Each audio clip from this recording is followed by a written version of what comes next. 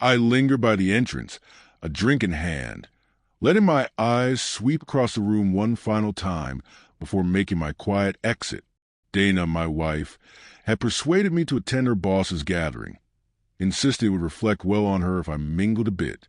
I'd played my role, offered handshakes, exchanged pleasantries, smiled where it was expected.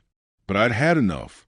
The noise, the forced cheer, the surface-level chatter, it wasn't my scene. I reached into my pocket for my keys and phone, ready to slip out. I planned to text Dana from the car and let her continue enjoying the night. She was somewhere deeper inside the house, probably still impressing her boss and charming her co-workers. I didn't want to interrupt. The hallway I entered was dim, a rare pocket of calm in a house filled with empty conversations and canned laughter. As I turned the corner heading toward the front door, I slowed near the guest bathroom. The door was slightly ajar. That's when I heard them, low voices, hushed, urgent. Dana's voice was unmistakable, followed by a man's. My heart skipped. There was something in her tone that rooted me in place. He can't find out. Not yet, Dana whispered. The man responded. You've been saying that for weeks. He's not an idiot. He's going to figure out. There was a pause, followed by a soft sigh. Hers. I know, but not tonight. Let me handle it, okay? I stood frozen, blood draining from my face, my fingers tightening around my phone. I wanted to burst in and demand answers, but a part of me wasn't ready for the answers I might get. My chest tightened.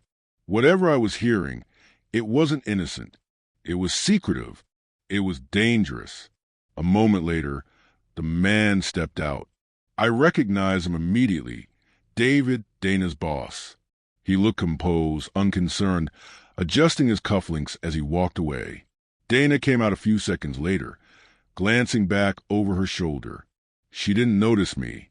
I backed into a shadowed spot by the coat closet, staying hidden. Once she walked off toward the living room, I slipped out the front door. My thoughts raced. Suddenly, every interaction between her and David over the last few months felt different. The late nights, the spontaneous business trips, the overly friendly exchanges. Was it an affair? Some secret project? Blackmail? My mind spun through every possibility. I sat in the car, engine off, watching guests filter in and out. I wasn't ready to confront her. Not yet. I needed answers. Proof. Dana and I had been married for 7 years. We'd been through tough times before, but this felt like betrayal, and I had no idea how deep it went. When Dana finally emerged about an hour later, she was beaming, laughing with another couple. She spotted me and hurried over. There you are, she said brightly. I thought you'd left already. I gave a tight smile. Just needed some air. She didn't notice the tension in my jaw or the way I avoided looking at her. On the drive home, she chatted about how well the night had gone, how her presentation was a hit. I nodded, offered short replies, pretending fatigue. But inside, I was wide awake, thinking, piecing things together, replaying every moment. That night, I lay beside her as she drifted off, her breathing soft and steady.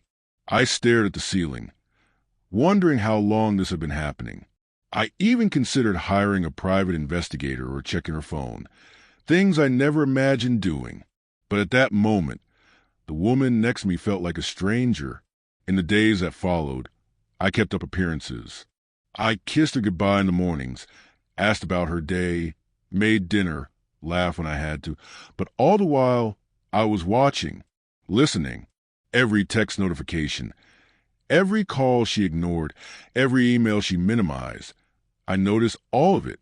I began tailing her after work. Not daily, just enough to figure out her routine. Most days she went straight home, but twice she made stops. One evening, she met David at a downtown hotel bar. They sat close, heads tilted together in quiet conversation for nearly an hour. Another time, they met in a secluded park, talking beneath a tree like teenagers hiding from prying eyes. I took photos, noted the dates, the times. I needed undeniable proof before I confronted her. It wasn't just about knowing. I wanted her to acknowledge it, too. One night, she came home later than usual, looking flustered. "Traffic was insane," she said, avoiding my gaze. I simply nodded. "Another long meeting with David?" Her eyes flickered.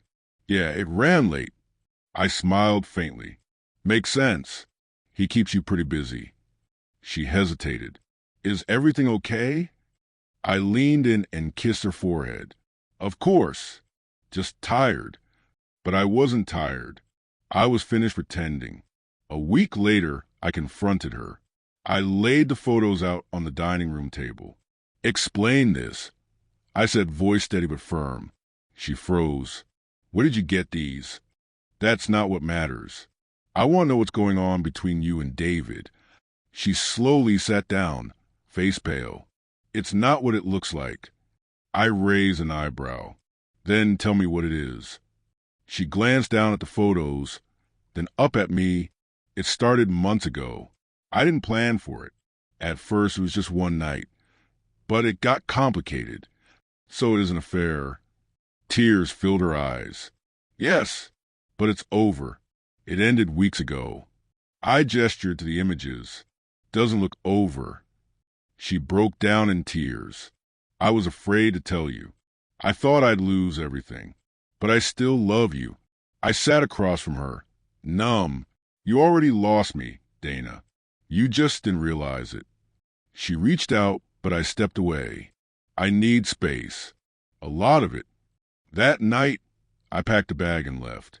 I didn't know where I was headed, just that I needed distance. The betrayal had gutted me.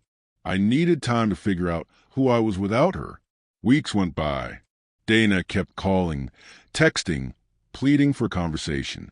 I ignored most of it. I needed clarity. Eventually, I sat down with a lawyer. I wasn't after revenge. I just wanted out.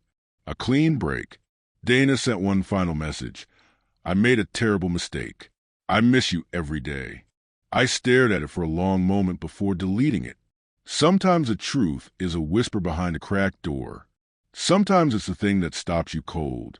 But once you hear it, really hear it, you can't unhear it. And once you know, truly know, you can never go back.